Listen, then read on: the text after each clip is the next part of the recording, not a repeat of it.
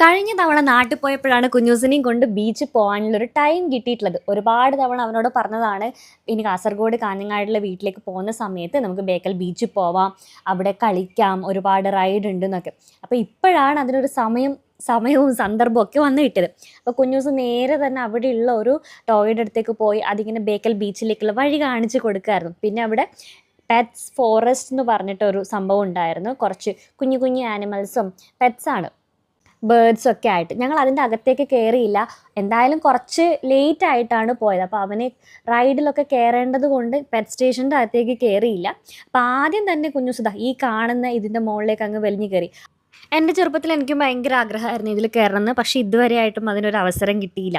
ഒന്നാമത് ചെറുപ്പത്തിലൊക്കെ ഈ ഉത്സവപ്പറമ്പിലൊക്കെ ഉണ്ടാവുന്ന കുറച്ച് എക്സിബിഷനും കാർണിവൽസും മാത്രമൊക്കെയല്ലേ എൻ്റെയൊക്കെ ചെറുപ്പത്തിൽ ഉണ്ടായിട്ടുള്ളൂ. അതല്ലാണ്ട് ഇങ്ങനെ പാർക്ക് എന്ന് പറഞ്ഞിട്ട് എവിടെയും പ്രത്യേകിച്ച് കൂട്ടി പോയിട്ടൊന്നുമില്ല.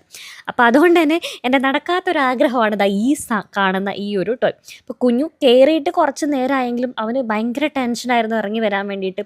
ഒന്ന് രണ്ട് കുട്ടികൾ ഇങ്ങനെ സ്ലൈഡ് ചെയ്യുന്നത് നോക്കി ഇങ്ങനെ അറ്റത്ത് ഓരത്ത് ഇങ്ങനെ പിടിച്ച് ആണ് അവനിങ്ങനെ ഇറങ്ങുന്നത്. ഒരു തവണ ഇറങ്ങിയ സമയത്തേക്കും ആൾക്ക് നല്ല കോൺഫിഡൻസ് ഒക്കെ വന്നു. പിന്നെ രണ്ടാമത് ചാടി അങ്ങ് കയറി. എന്നാലും ഇത്തവണയും ഇറങ്ങാൻ കുറച്ച് പ്രയാസം കാണിച്ചു. പ്രാക്ടീസ് ചെയ്ത് മാത്രമേ പെർഫെക്ഷനിലേക്ക് എത്താൻ പറ്റുള്ളൂ എന്നാണല്ലോ പറയാറ്. അപ്പോൾ അവൻ വീണ്ടും അവിടെ ഇങ്ങനെ സ്റ്റക്കായിരിക്കുകയാണ്. ആരെങ്കിലും ഇതിലെ ഒന്ന് സ്ലൈഡ് ചെയ്ത് പോവോ എങ്കിലും എനിക്ക് കുറച്ച് കോൺഫിഡൻസ് കിട്ടുമായിരുന്നു എന്നൊക്കെ പറഞ്ഞിട്ട് അങ്ങനെ വീണ്ടും അവനിങ്ങനെ സ്ലൈഡ് ചെയ്യാണ്ട് ആളിങ്ങനെ കാല് വെച്ചാണ് ഇറങ്ങി വരുന്നത്. കറക്റ്റായിട്ട് സ്ലൈഡിൽ കയറി നിരങ്ങാൻ പറ്റുന്ന രീതിയിൽ അവൻ പഠിച്ചിട്ട് മാത്രമേ ഇനി അടുത്ത റൈഡിലേക്ക് പോവുള്ളൂ എന്ന് ഞങ്ങളും അങ്ങനെ തീരുമാനിച്ചു. അങ്ങനെ മൂന്നാമത്തെ വട്ടവും അവനിങ്ങനെ കയറുകയാണ്. എത്ര പ്രാവശ്യം ചെയ്തിട്ടാകുമ്പോഴാണ് അവൻ ആ ഒരു പേടിയൊക്കെ മാറി വരിക എന്ന് ഞങ്ങൾക്കും അറിയണമായിരുന്നു.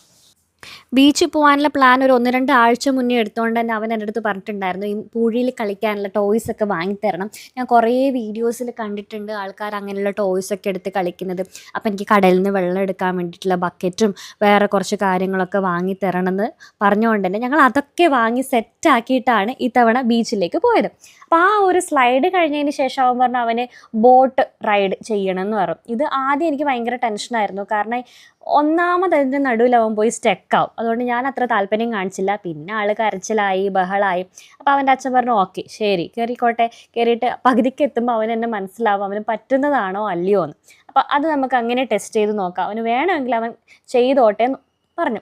പക്ഷേ ഞങ്ങൾ പറഞ്ഞതനുസരിക്കാണ്ട് വാശി പിടിച്ച് കരഞ്ഞു കയറിയതുകൊണ്ട് തന്നെ അവന് പറ്റുന്നുണ്ടായിരുന്നില്ല. എന്നിരുന്നാലും എന്നെക്കൊണ്ട് വയ്യ ഇറങ്ങണം എന്ന് പറയാൻ അവനും മടിയായി. ഒന്നാമത് കരഞ്ഞ് ബഹളം വെച്ച് കയറിയതാണല്ലോ. അതുകൊണ്ട് അവനാൽ കഴിയുന്ന രീതിയിൽ ഇങ്ങനെ തിരിഞ്ഞും മറിഞ്ഞും